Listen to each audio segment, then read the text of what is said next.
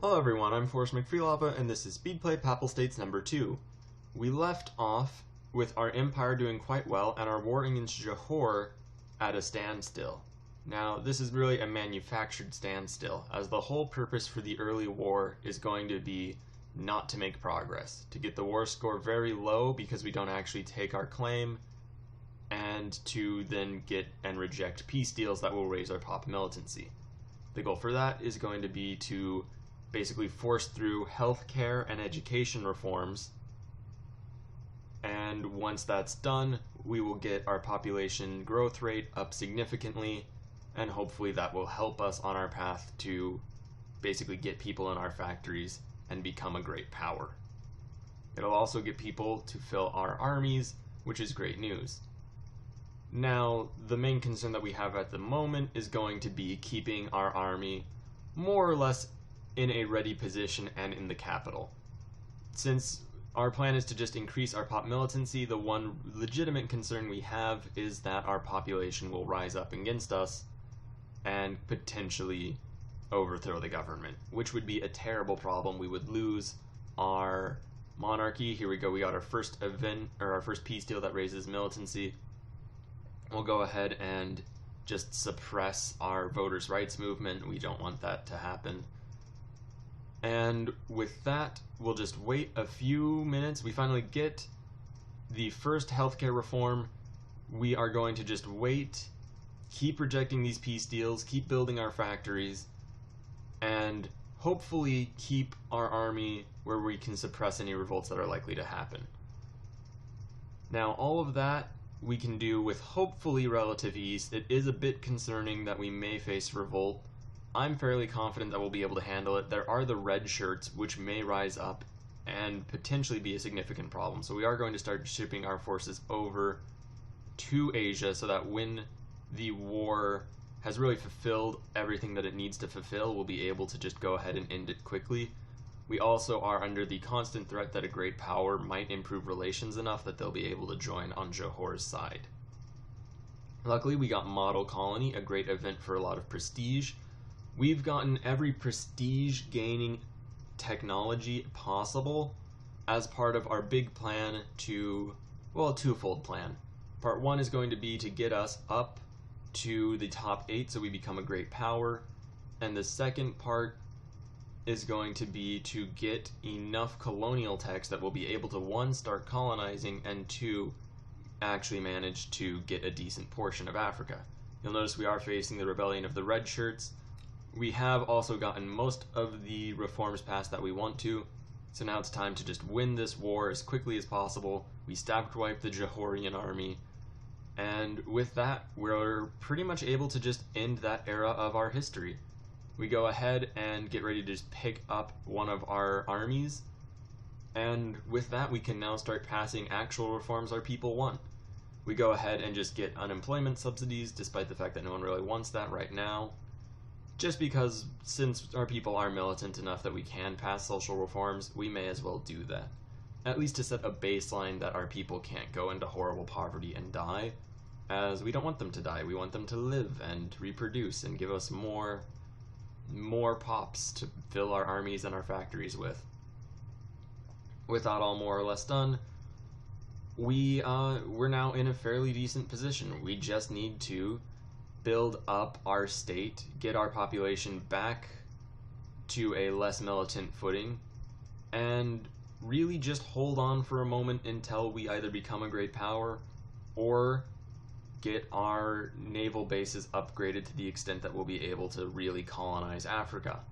We're going to need to have 80 colonial power in order to set up a colony. Interestingly enough, America is a bit odd with their colonization into the north. And we are now actually a great power, so that is amazing news. We can start influencing our fellow Italian states.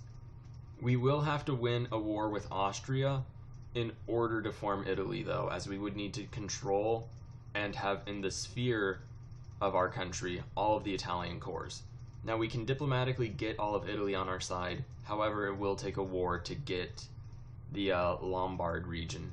Meanwhile, the Civil War has broken out in the US. We're not going to do anything about that, as we don't really have the power to make any meaningful contribution. We will, however, for the rest of this episode, and probably quite a bit into the next, keep influencing the other Italian states in the hope that we will be able to get them all on our side and form Italy.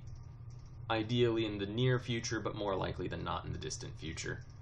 We also need to just keep focusing on our navy to colonize. It takes 80 colonial power to colonize an adjacent territory, and 100 to colonize a territory that we don't actually have a border with, but can access by the sea.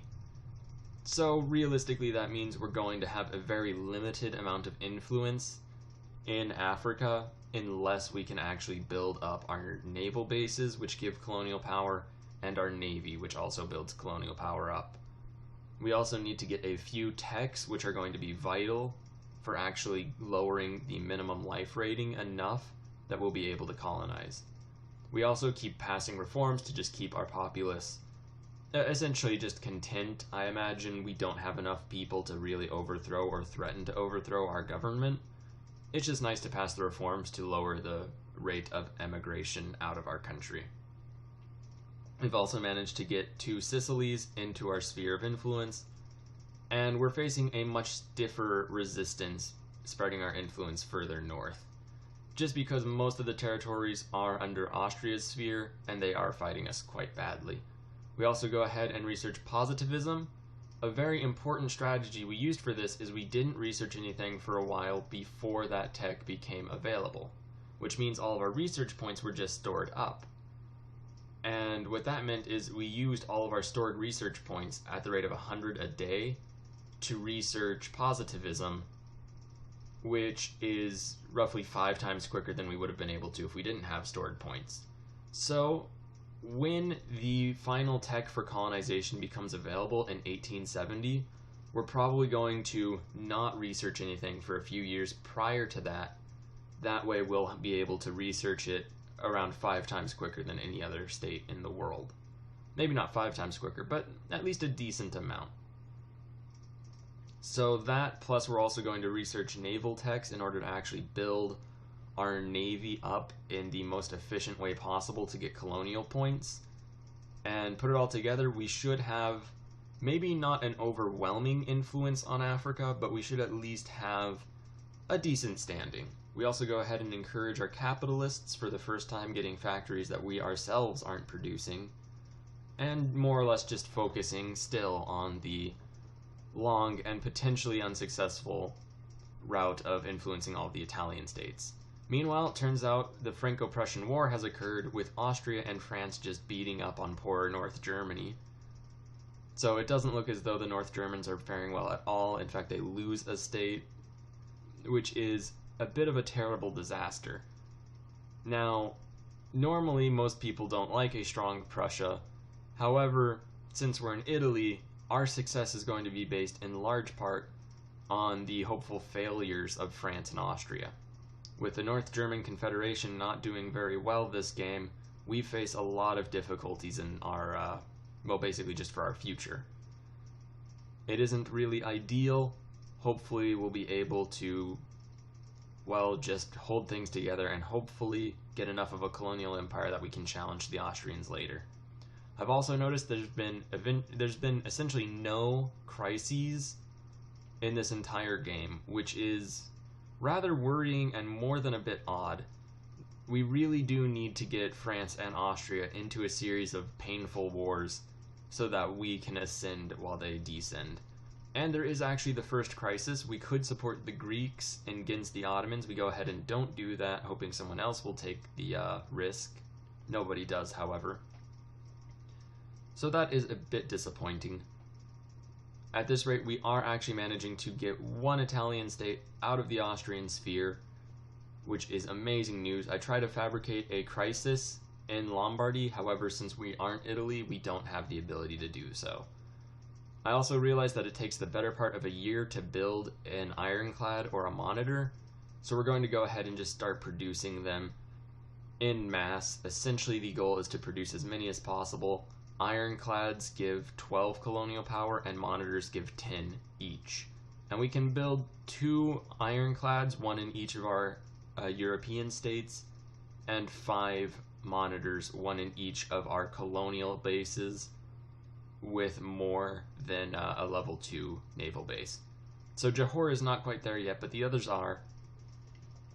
And hopefully we will be able to get at least a decent navy ready. We'll also start building really just any type of boat possible, probably frigates or really just anything, in the attempt to get our entire naval force limit completely filled before 1870.